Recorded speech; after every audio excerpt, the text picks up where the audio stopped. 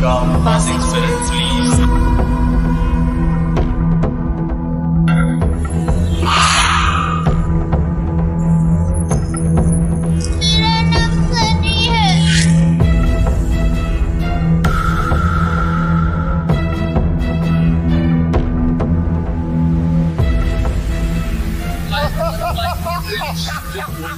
क्या रूहान करेगा नाटक? क्या रीत की जान होगी खतरे में? हेलो गाइस, आप देख रहे हैं बॉलीवुड स्टूडियोज। मैं हूं आपकी दोस्त और host Ankita. Horror comedy film भूल भुलैया की शुरुआत डायरेक्टर प्रियदर्शन और अनीस बाज़मी ने 2007 में एक्टर अक्षय कुमार और एक्ट्रेस विद्या बालन के साथ की थी।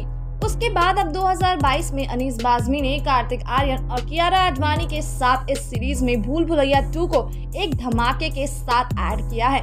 भूल भुलैया 2 के सक्सेसफुल हिट होने के बाद अब ऑडियंस की डिमांड भूल भुलैया 3 के लिए बढ़ती ही जा रही है, जिस पर डायरेक्टर अनीस बाज़मी का कहना है कि वो भी इस सीरीज को और आगे ले जाना चाहते हैं। मतलब फैंस की भूल भुलैया 3 की चाह पूरी होने के पूरे चांसेस है। भूल भुलैया 3 की हमारी कहानी, जिसमें अब तक आपने सुना है कि रूहान रंधावा यानी कि कार्तिक आर्यन की जान के पीछे एक आत्मा पड़ती है और रीत यानी श्रद्धा कपूर जो भूतों से बात कर सकती है, वो आत्मा उसके शरीर में आती है और तब वो रूहान पर जानलेवा हमला करती है। रीत के पिता भगत लाल यानी संजय मिश्रा उस आत्मा को रीत के शरीर से भी निकालते हैं और रीत बेहोश हो जाती है। सब लोग परेशान हो जाते हैं और रूहान का ध्यान उस फोटो पर जाता है जिसमें उसके जैसे दिखने वाले दादाजी थे। जब रीत होश में आती है वह बिल्कुल नॉर्मल होती है। तब रूहान अपने पेरेंट्स से दादाजी के बारे में पूछता है। तब सीता रांधवा यानी अलका कौशल और उदय रांधवा यानी मनोज जोशी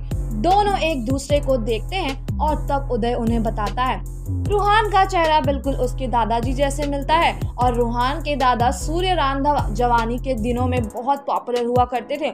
गांव की हर लड़की उनसे शादी करना चाहती थी, लेकिन सूर्या को सिर्फ उसकी बचपन की दोस्त मेघा यानी कृति सनोन ही पसंद थी। मेघा के और सूर्या के घर वालों को भी उनके रिश्ते से कोई ऐतराज नहीं था। दोनों की जोड़ी को परफेक्ट जोड़ी कहा जाता था, लेकिन उनके जोड़ी को नजर लगी जब मेघा की चचेरी बहन अवंतिका को भी सूर्या से प्यार हो जाता है और वो प्यार धीरे धीरे ऑब्सेशन बन जाता है। अवंतिका अपनी पूरी कोशिश करती है ताकि सूर्या और मेघा के बीच मिसअंडरस्टैंडिंग हो, लेकिन फिर भी वो उन्हें अलग नहीं कर पाती। अवंतिका जानती थी कि वो गलत कर रही है, लेकिन उसकी दिमागी हालत कुछ खराब हो जाती है जब वो खुद के सामने सूर्या और मेघा को साथ देखती है। तभी उसके दिमाग में उन्हें किसी भी तरीके से अलग करने का एविल प्लान बनने लगता है और कुछ वक्त बाद ये फीलिंग इतनी ज्यादा आउट ऑफ कंट्रोल होती है कि अवंतिका मेघा पर जानलेवा हमला करती है, जिसकी वजह से गुस्से में सूर्या ने उसे गाँव से बाहर निकलवा दिया था और गांव वालों ने उसे खूब ताने दिए थे, जिससे उसने आत्महत्या कर ली थी और तब से अवंतिका की आत्मा यूं ही भटक रही है। सूर्या और मेघा की अचानक हुई मौत का कारण भी पता नहीं चला था, लेकिन वो सब जानते हैं कि अवंतिका ने किया है। और अब जब रूहान की फेस भी सूर्या से मिलती है तो अवंतिका जो कई सालों से शांत बैठी थी, उसके बदले की आंख फिर से जाग उठी है। अपने दादा की कहानी सुनकर रूहान पूछता है कि कैसे उसे रोका जा सकता है, तो भगत लाल कहता है अब तो वो यहाँ से तभी जाएगी जब उसकी आत्मा को शांति मिल जाएगा।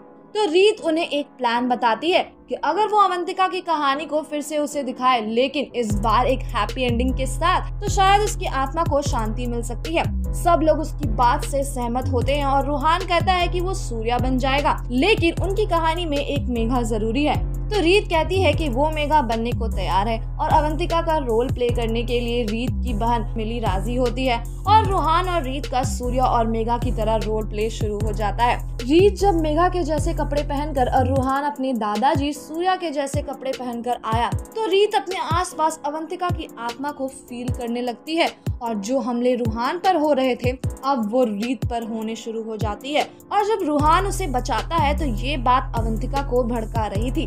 तो क्या रूहान और रीत का प्लान होगा कामयाब? जानने के लिए बने रहिए हमारे साथ यही चैनल पे बॉलीवुड स्टूडियोज। धन्यवाद।